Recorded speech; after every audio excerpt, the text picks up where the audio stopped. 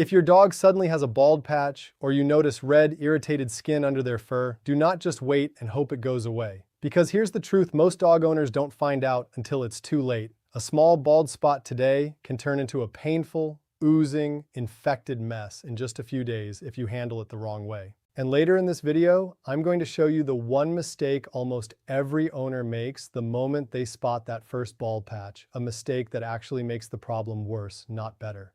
So stick around, because by the end of this video, you'll know exactly what to do in the next 10 minutes to protect your dog's skin, save yourself an expensive vet bill, and stop this from spreading any further. Let's start with something that might surprise you. Dogs can't tell you when something itches, burns, or hurts. All they can do is scratch, lick, chew, or rub themselves against furniture. And by the time you actually notice a bald patch or red skin, the problem has usually already been building up for days, sometimes even weeks. That's why the first thing I want you to do right now, before anything else, is stay calm and take a close look. Grab a flashlight if you have one, gently part the fur around the bald area, and check the skin underneath. Is it red? Is it flaky?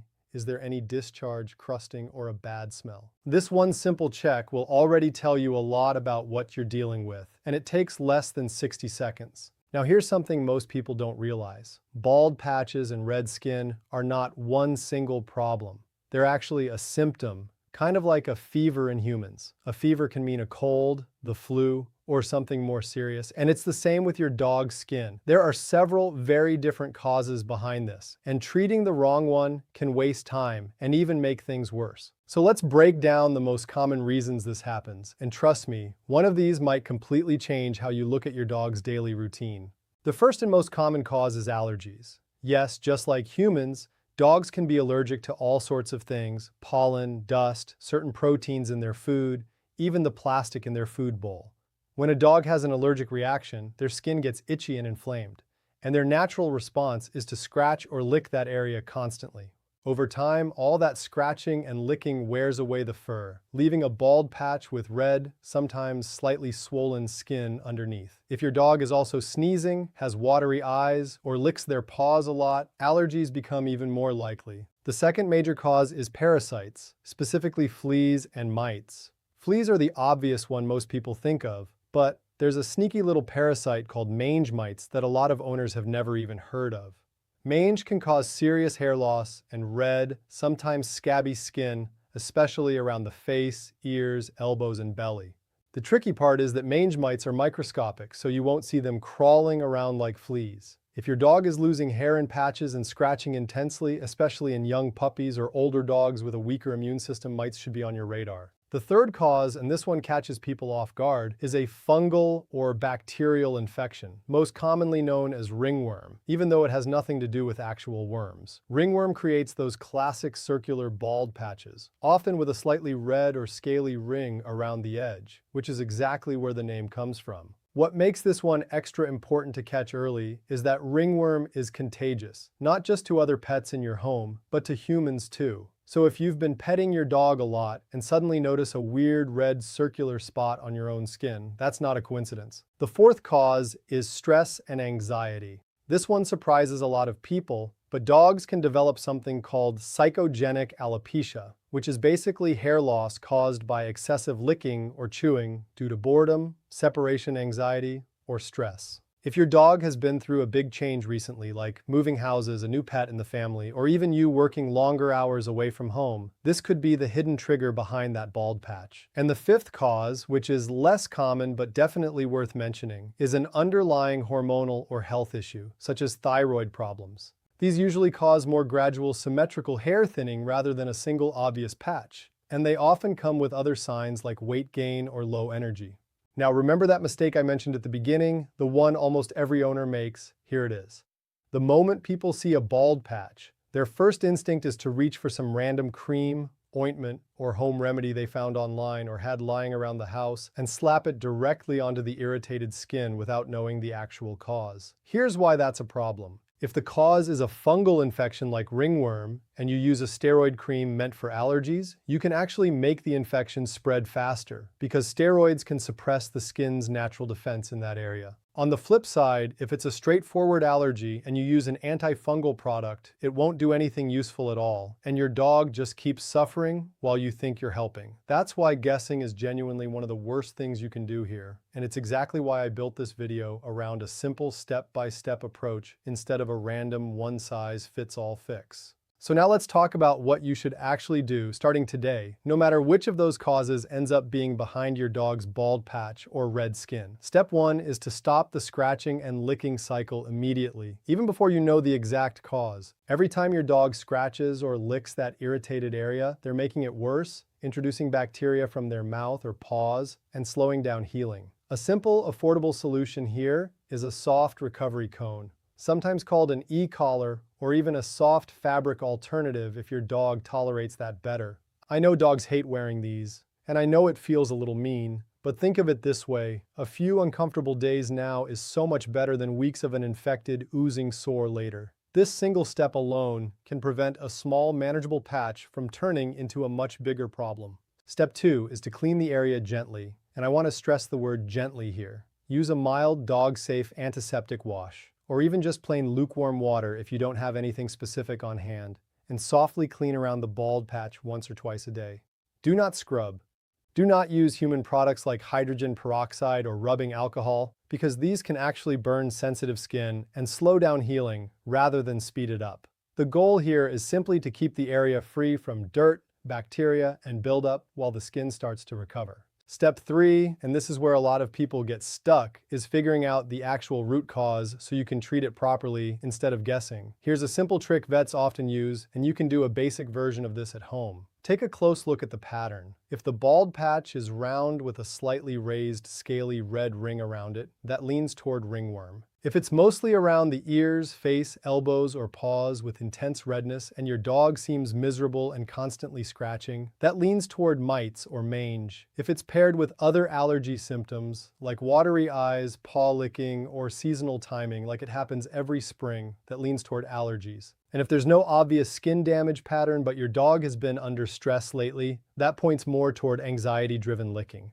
Now here's something really important I want you to understand before we go further, and this is going to save a lot of you unnecessary worry. Not every bald patch requires an emergency vet visit, but some absolutely do, and knowing the difference is what actually matters. If the area is oozing pus, has a strong bad odor, is rapidly spreading day by day, or your dog seems to be in real pain, that's your sign to get to a vet within the next day or two, not weeks later. But if it's a small, dry, mildly red patch with no discharge, you usually have a short window, maybe 5 to 7 days, where at-home care combined with careful monitoring is a completely reasonable first step, as long as you're watching closely for any changes. By now, you're probably wondering, okay, but what do I actually put on the skin once it's clean? And this is exactly where a lot of well-meaning owners go wrong. So let's clear this up properly. For general soothing of mild redness and itchiness while you figure out the cause, a simple, fragrance-free, dog-specific, oatmeal-based shampoo or spray can genuinely help calm the skin without interfering with diagnosis later.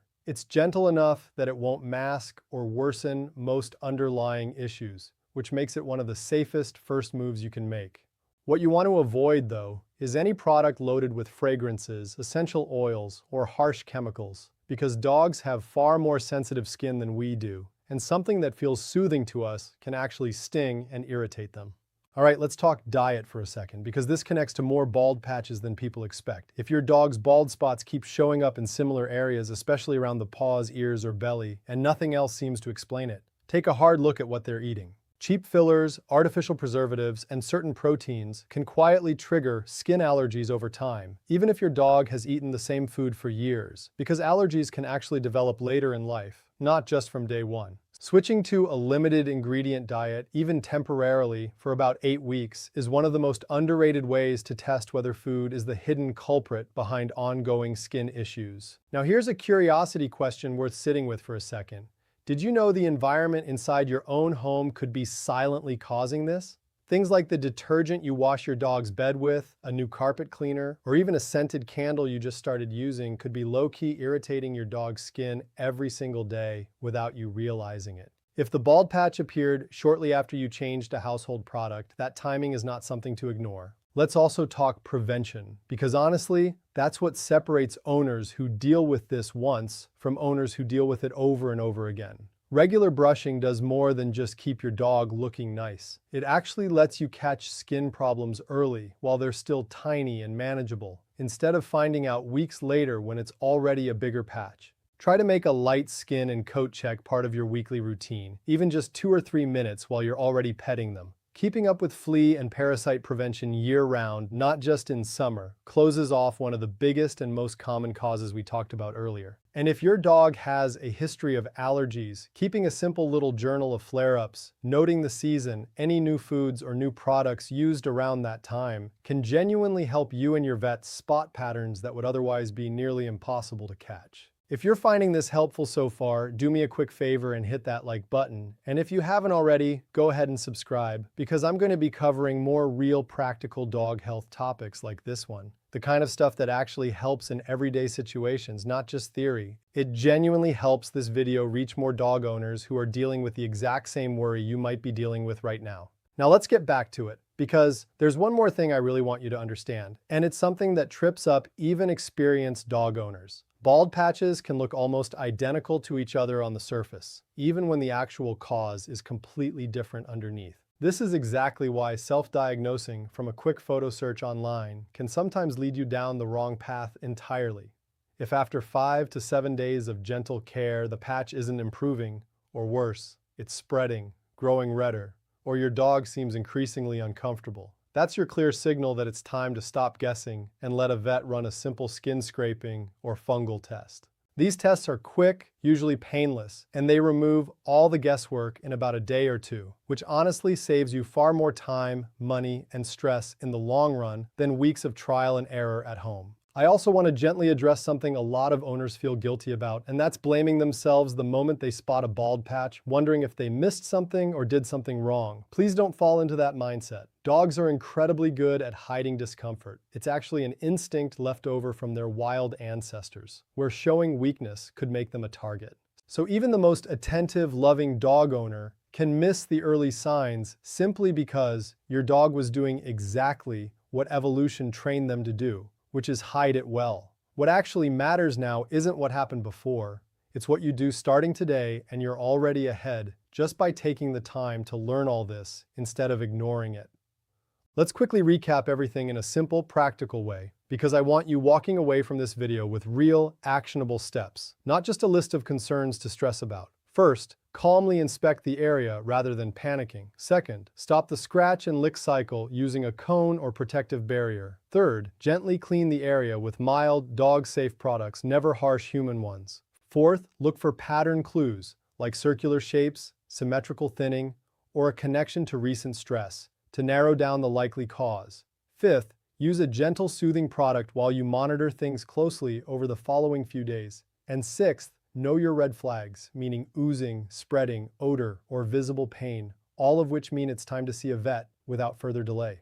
One more thing worth mentioning before we wrap up, because it's easy to overlook. If you have multiple pets at home, keep a close eye on them too during this period, especially if ringworm turns out to be the cause, since it can spread between animals fairly easily. And if you have young children in the house who love cuddling with the dog, it's genuinely worth washing hands after contact until you've confirmed exactly what you're dealing with, just as a simple, sensible precaution. At the end of the day, your dog can't explain what's bothering them. They can't tell you if it itches, burns, or hurts. All they can do is show you through their behavior, and it's completely on us as owners to notice, to actually pay attention, and to respond the right way instead of guessing or waiting it out and hoping for the best.